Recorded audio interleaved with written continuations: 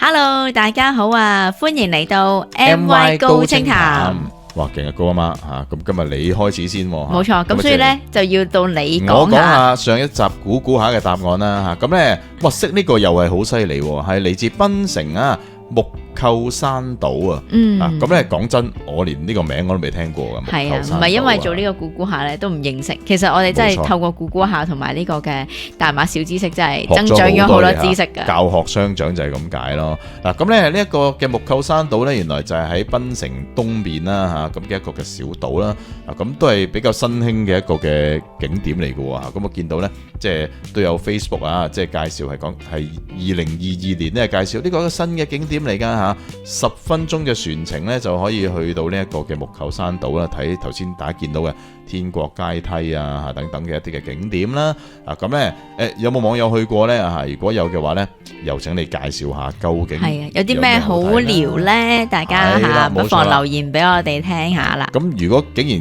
呢一幅咁嘅相你已知道係檳城嘅木構山島，勁俾個 like 你啦。好啦，咁咧高媽媽，今日我哋又講啲咩嘅題目啊？咁啊，今日咧就講下啦，即係咧香港人嚇，即係無論你係移居過嚟啦，定還是咧係你係作為一個遊客嘅身份嚟到咧馬來西亞嘅話咧究竟咧你會有啲咩嘅文化嘅衝擊咧？我可以咁樣講啦。講起衝擊咧，即係話好震撼啊！嗱，確實係有啊，即係喺我哋自己嚟馬來西亞，即係生活咗2年幾3年啦，我哋係會感受到好強嘅文化嘅一啲嘅唔同啊，同香港。咁呢種絕對係一種衝擊，即係咧衝擊緊可能我哋固有嘅思維啦，衝擊緊我哋一啲生活嘅習慣模式啦，等等嚇。咁我哋今日咧就將佢咧分為3個嘅唔同嘅類別啦，去同大家講下邊一樣嘅文化衝擊咧係對我哋印象係至深啊嚇。咁如果大家在座係香港人或者係其他即係馬來西亞以外嘅地方嘅話，你嚟到馬來西亞咧，好可能你都會有呢一種嘅衝擊嘅。係啦，咁啊，第一個啦，我哋要分享咧就係語言嘅衝擊啦嚇。咁啊，即係點解咧？我相信咧，大家咧嚟過馬來西亞嘅話咧，就會知道啦。因為呢一度咧，真係一個非常之多元嘅語言環境啊嚇。咁啊，即係喺呢一度咧，大家成日都話啦，即係我哋都講噶啦嚇。大馬嘅人咧，佢哋嘅語言天分咧係特別高嘅，我哋覺得嚇，因為咧，基本都識4至5種語言嘅嚇，咁啊即係如果再加多幾種嘅即係唔同地方嘅鄉下話啊，咁咧更加咧可能係咧高達6-7種嘅語言咧都會有嘅喎嚇。咁啊因為喺呢一度咧，即係最基本大家都會學嘅就會係馬拉話啦，跟住英文啦，咁佢都會要識啦。另外就係華語啦嚇，因為呢度有好多嘅華人喺度，咁所以華語啦都基本上係一個通用嘅語言嚟嘅，甚至有唔少嘅可能係馬來人啦，佢都會學華語嘅嚇咁樣，咁所以咧即係跟住另外就其他嘅咯，譬如好似我哋係即係會講廣東話啦嚇，呢度都有唔少會講廣東話嘅人啦。咁另外閩南啦、福建啦、海南啦、潮州啦呢一啲咧全部咧都係有唔少人咧係會講嘅。冇錯啊嚇！咁我記得我細個嗰陣時咧，成日都話咧香港咧2文3語嘛。咁我覺得哇，自己識2文3語都好犀利。3種語言都勁㗎啦，其實係。即係主要嗰邊3種咧，英文啦、廣東話同埋即係我哋嘅普通話啦，即係華語啦嚇。咁啊3語都好勁㗎啦。嚟到馬來西亞先知道自己係幾咁井底之蛙啦。係啊，冇錯。即係原來咧，大家係除咗識呢3種語言之外，即係廣東話可能係某啲會識啦嚇，都唔少人嘅其實。咁咧，佢哋仲可以好強地將佢哋溝雜埋、侵埋一齊去同你溝通咧，呢一個真係大開眼界咯。冇錯，係真係好流暢咁樣將佢哋侵埋一齊，係啦。咁樣即係我覺得呢一種對我哋嚟講係一個語言嘅衝擊。咁咧同埋咧，即係我記得咧有一次咧，我哋去咗即係整啲電話卡嗰啲嘢咁樣啦。咁啊跟住咧遇到一個咧係即係馬來族嘅人啦咁樣。咁我哋一先即係我都即係諗住都要用，咁梗係唔會講馬拉話啦，都唔識係咪先？即係識少少啫嘛，好難對話落去噶嘛。咁跟住點知咧，佢劈頭同我講華語喎，跟住我話你嘅中文點解咁勁嘅咁樣啦？咁跟住佢就話，因為咧原來佢嘅爸爸咧都係華人嚟嘅，咁所以咧即係佢自細咧其實都係讀即係呢個嘅華文嘅學校啦嚇，咁所以咧佢就識得講華語嘅咁樣，咁所以咧即係其實好多時咧我嘅朋友啦嚟到嘅時候咧，我都會提醒佢哋千祈唔好亂講嘢嚇，因為咧可能你睇佢個樣咧，你諗住佢唔識咧，但係其實可能佢識㗎嚇，甚至廣東話都識㗎嚇，咁所以我話大家小心啲講嘢。係啊，冇錯，因為咧好多人咧，即係我哋自己都曾經都會係啊，即係去旅行咧，即係去啲人哋唔識廣東話，你覺得佢唔識啊，咁咧我哋就可能廣東話竊竊私語啦。哇，頭先嗰個人啊，點解咁樣買啲咁嘅嘢啊？嚇，點解着件衫咁奇怪嘅？即係我哋咁樣講呢啲，我哋覺得呢個係一個秘密嘅語言嚟㗎嘛，對我哋嚟講。冇錯，大聲啲都唔驚嘅，佢都聽唔明㗎啦，係咪？你只要你笑笑口，係啊，哇！佢今日着得真係幾醜樣喎，咁 OK 啦。嗱，咁但係呢招咧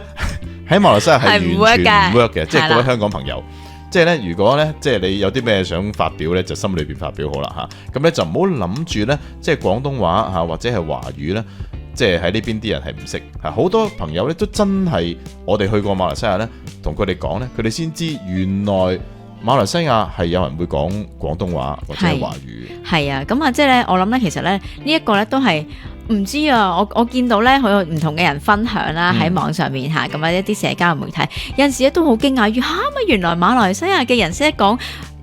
華語㗎嚇，識得講廣東話㗎，即係都覺得好驚訝啦咁樣嚇。咁咧即係其實咧，大家咧即係如果香港嘅朋友咧諗清楚啲咧，其實咧無線咧，其實咧嘅劇集咧喺呢度係播咗好多年㗎啦，已經係嚇。咁啊，因為咧，其實如果大家有心水清嘅話，其實喺大馬呢邊咧係有呢個 TVB 嘅頒獎典禮添㗎嚇。咁所以咧，其實咧喺呢邊嘅人咧，佢哋咧細細個咧都已經有機會可以接觸到咧，即係廣東話啦，甚至係香港文化嘅。咁所以咧，佢哋對於香港嘅情況咧，都甚至都幾熟悉嘅。其實冇錯啊嚇。咁咧亦都有網友之前都有講啦，就係其實唔係淨係 TVB 嘅，喺 TVB 之前咧，其實已經係有用廣東話咧，即係可能佢再上一輩啊，佢嚟到馬來西亞定居咧，已經係用緊廣東話做佢哋嘅平時日常生活用嘅語言啊。咁所以再加上 TVB 嘅幫助啦嚇，咁啊令到呢個廣東話嘅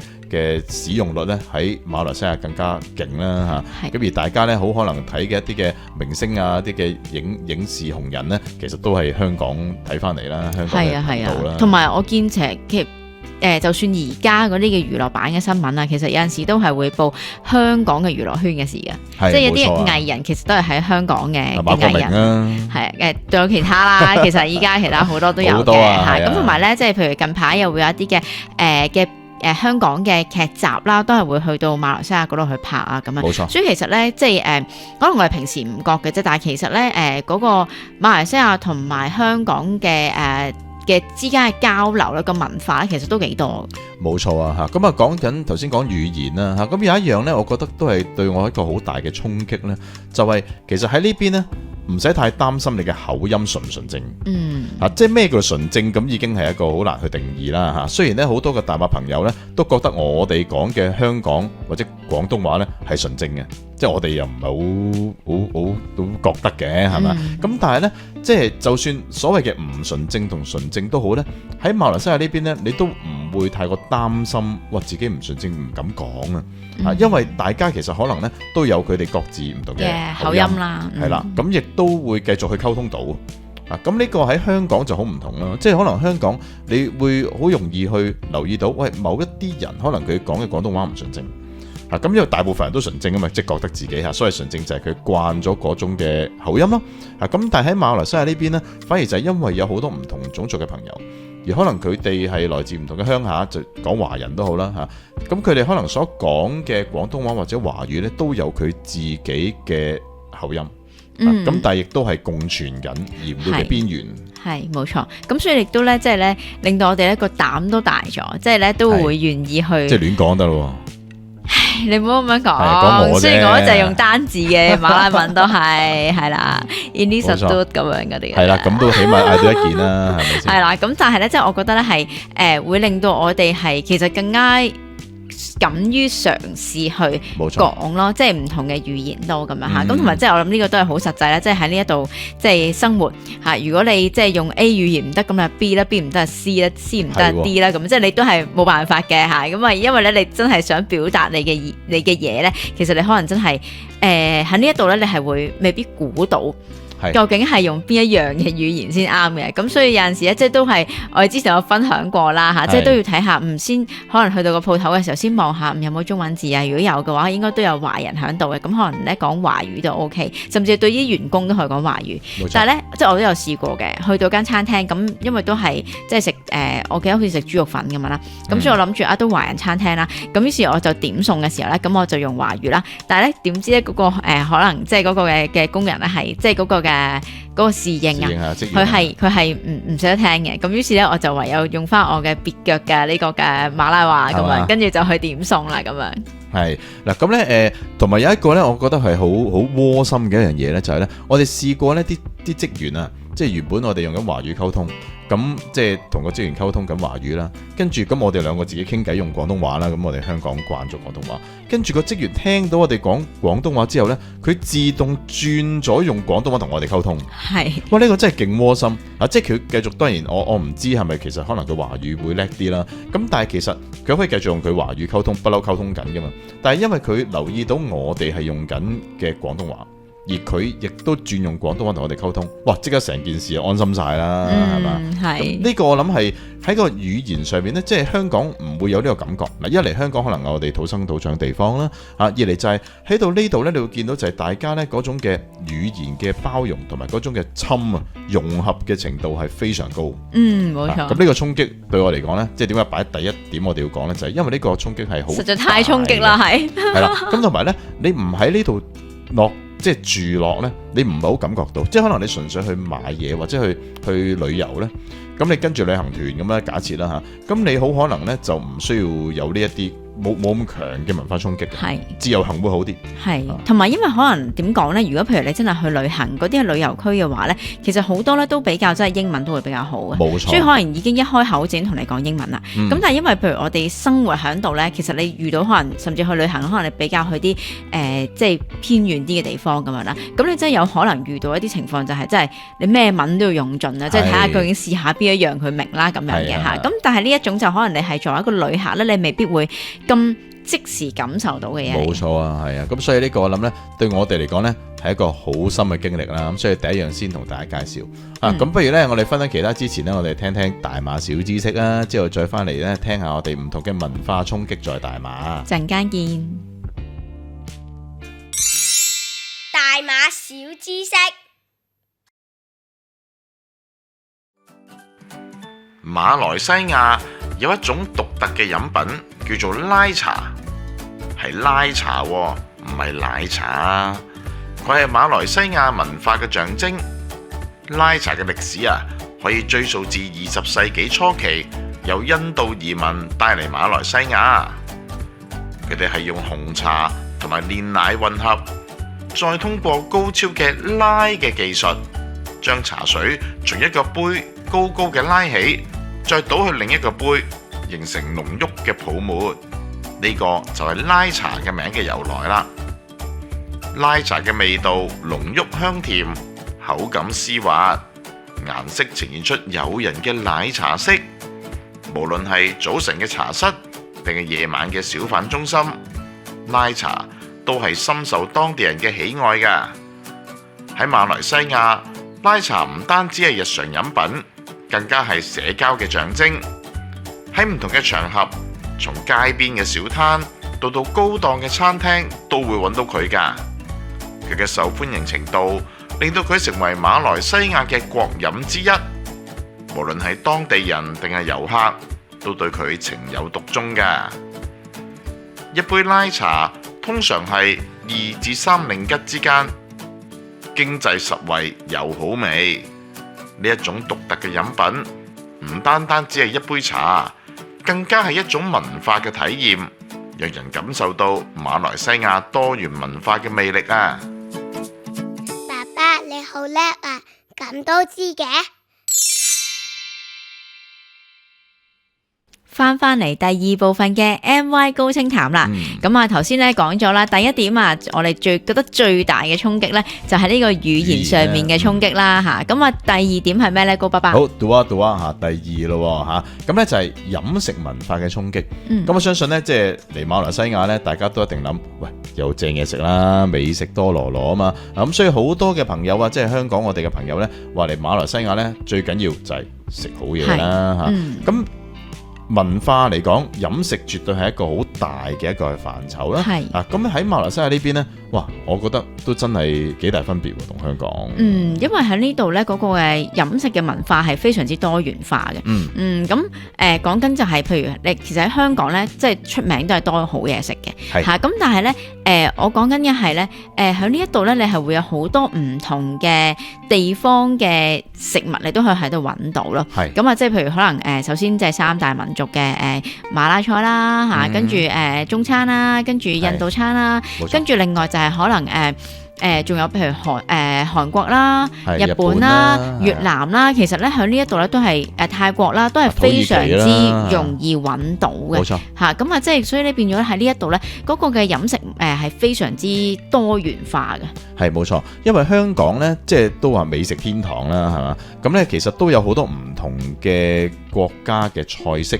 風格嘅菜式你都揾到，但係嗰啲你都覺得係外來嘅，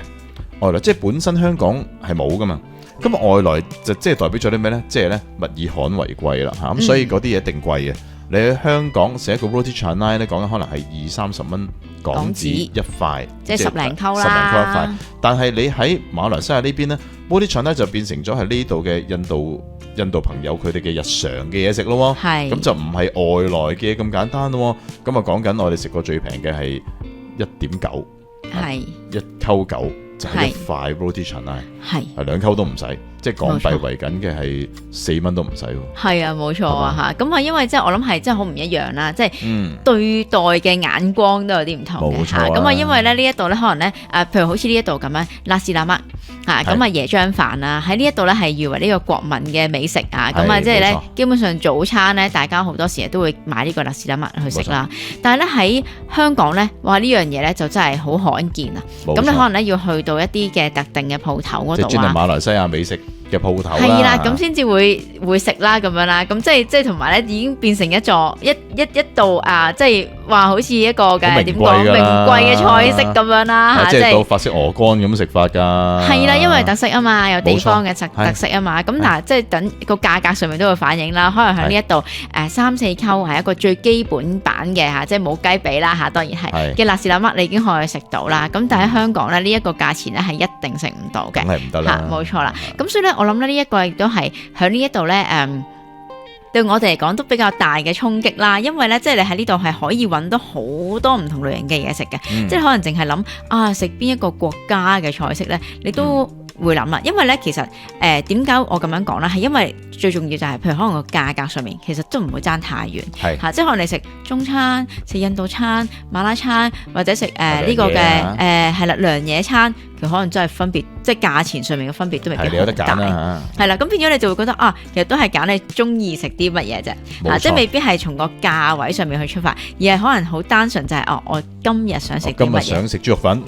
今日想食 naan 咁啊去咯，係啦，冇錯啦。嗱，咁除咗個價格嘅衝擊之外咧，就係嗰種嘅 authentic 啊，即係嗰種正宗啊。喺香港成日我哋都講啦嚇，尖沙咀重慶大廈食嘅印度薄餅印度餐係唔係真係由一位印度師傅去整呢？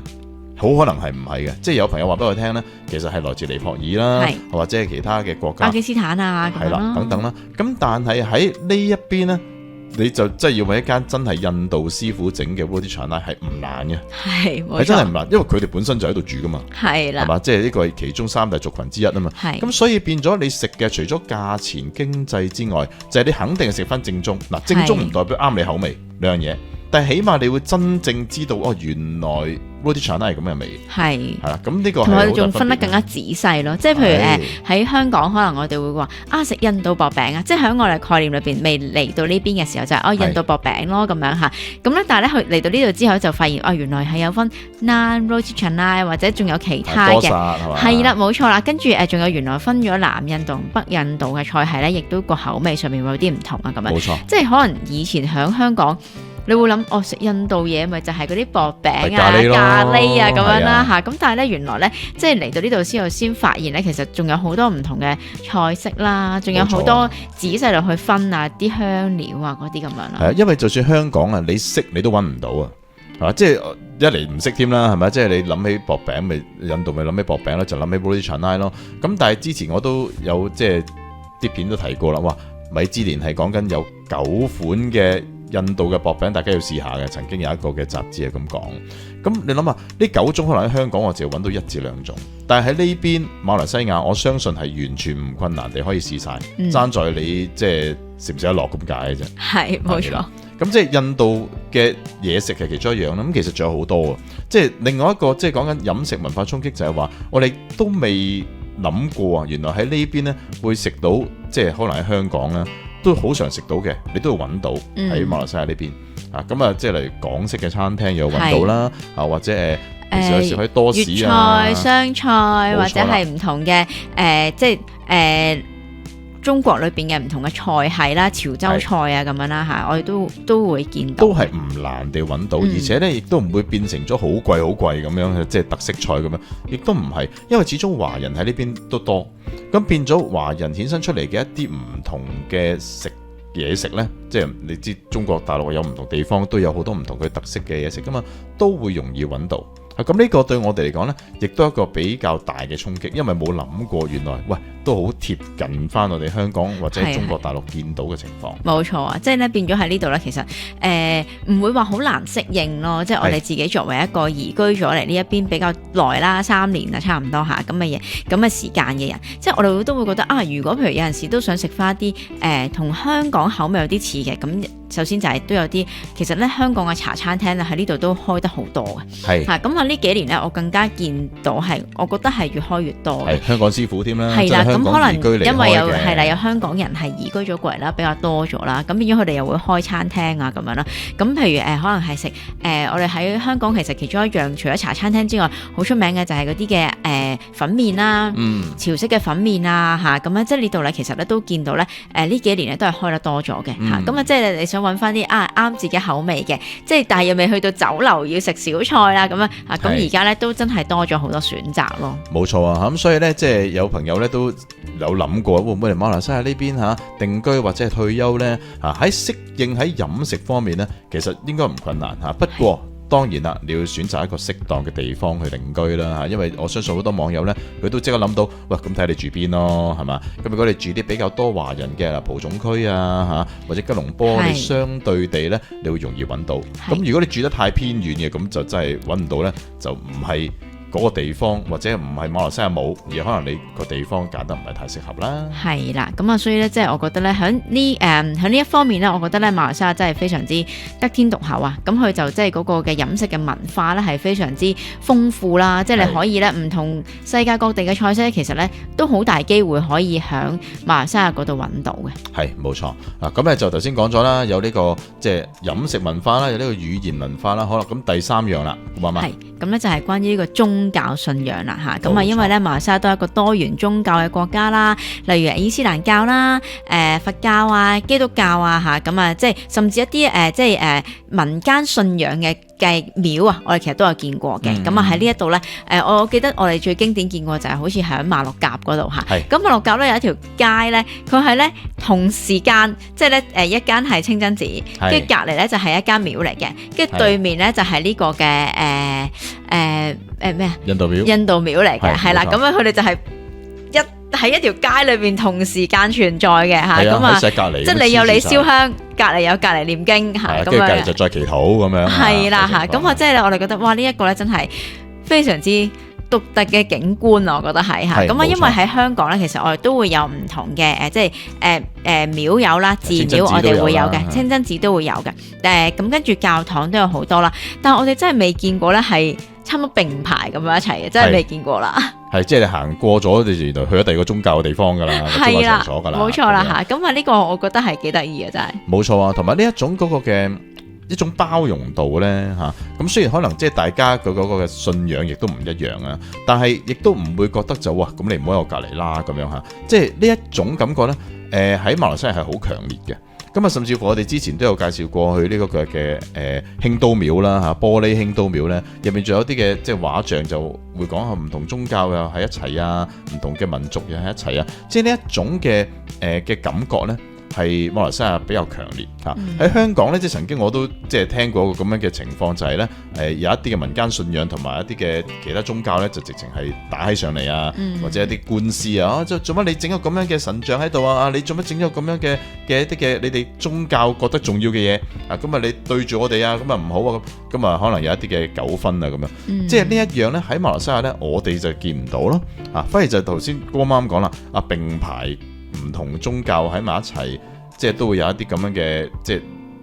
如果我哋遊客嚟講，咁咪好方便啦，係嘛？係，我都想講呢個就係我其中一個覺得好重要嘅，即係喺遊覽上面都好方便嗱。首先我哋就去咗清真寺，跟住我哋出去隔離去嗰間寺廟，再去埋印度廟睇一睇，大家可以感受到唔同宗教嘅風格。係啦，冇錯啦。咁啊，即係大家都知道我哋係基督徒啦嚇，咁我哋都會嘗試去了解下其他嚇，認識下。咁我覺得認識唔同嘅宗教或者唔同文化呢，即係呢一樣呢，亦都係一種嘅尊重嚟嘅嚇。咁所以呢，我哋亦都係好欣賞嚇，即係馬來西亞呢一種對宗教嗰種嘅文化嘅包容度嚇。係，冇錯啊。咁亦都呢，即係亦。我哋去唔同嘅宗教嘅場所嚟，我哋之前去過即係一啲嘅清真寺啊咁樣，咁佢亦都會有人會係去介紹俾我哋認識啦。我哋之前去過布城啦嚇，嗰個嘅粉紅清真寺啦，咁啊佢又派咗一位咧識講係咪識講華語啊？啊係，咁咧就專登嚟去講下哦，其實係呢一度係點解會起喺度啊嚇？伊斯蘭教嘅歷史啊咁佢亦都知道我哋其實係基督徒嚟嘅，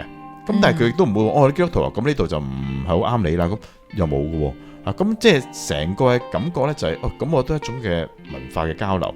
體驗一下，明白一下其實對方呢個地方係點樣嘅。咁我覺得呢個都係一個好寶貴嘅經驗。咁喺馬來西亞呢邊呢，呢種類型嘅經驗呢，其實都唔少。係啊，因為喺唔同嘅地區呢，都真係會見到唔同宗教嘅佢哋嘅建築物呢，基本上都係喺好附近，唔知好似畫咗一個宗教區域咁樣，即係呢係我都見過好多次喺唔同嘅地方啊，馬六甲啊、檳城我都係可能係真係行兩步就去到另一個嘅即係宗教嘅場所啦，咁樣嚇。咁啊呢個我覺得都係喺馬來西亞先第一次見到係咁樣咯。因為通常就算我哋去唔同嘅國家去旅行咁樣啦，咁即係譬如可能你去歐洲嘅國家就好多教堂啦，你相對可能要揾印度廟啊，或者係中式嘅寺廟啊、清真寺咧就會少啲啦嚇。咁但係咧，即係喺呢度咧係好似你有清真寺咧，冇幾耐就有見到間廟喎，跟住即係見到間印度廟，再過少少又見到一間即係寺廟啊咁樣，即係中式嘅咁樣，即係你真係喺馬來西亞先見過係咁嘅啫喎。係啊，冇錯啊，所以咧即係而家話咧世界三大嘅宗教啊，即係基督教啦、伊斯蘭教啦、佛教啦，或者係印度教啦，即係睇下係人數最多啊，定係嗰個嘅覆蓋率等等啦嚇。咁其實喺馬來西亞咧都係好輕易地揾到，咁所以呢一樣咧，我諗就係對我哋嚟講呢一個嘅宗教文化嘅衝擊咧，都係好強嘅嚇。咁所以咧，即係總括嚟講咧，我哋頭先講緊三種啊，無論係語言，無論係飲食，無論係宗教嘅文化體驗咧，我相信你嚟到大馬咧都會有好不一樣嘅衝擊。咁所以咧，如果係在座嘅你未嚟過大馬咁啊，絕對歡迎你嚟大馬去睇下，去感受一下頭先我哋所講嘅始終都係咧，即係聽我哋講，倒不如你嚟親身感受下，係呢個緊要。不過聽我哋講都緊要嘅，所以繼續支持我哋馬來西亞。係啦，記得訂閱我哋嘅頻道啦，分享同埋讚好啦。咁啊，最後咧嚟到節目嘅尾聲，當然就係有估估下嘅時間啦嚇。咁啊，知道答案嘅朋友咧，記得喺留言嗰度話俾佢聽個答案咯噃。咁啊，稍後咧就會響翻我哋嗰個貼文裏邊咧去公佈翻個答案出嚟嘅嚇。咁啊，大家踴躍去答呢個問題咯。唔知今次係啲乜嘢咧？咁啊，大家留意咯。咁我哋下次再見啦。好，拜拜。估估下。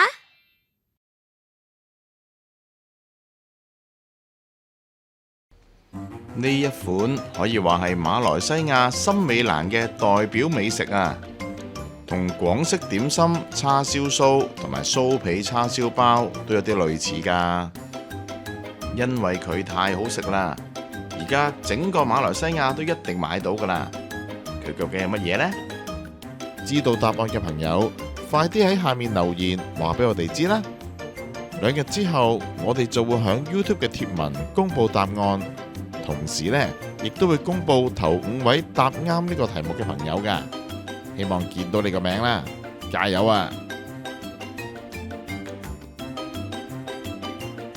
鍾意我哋馬拉糕 Family 嘅影片，記得訂閱我哋啦！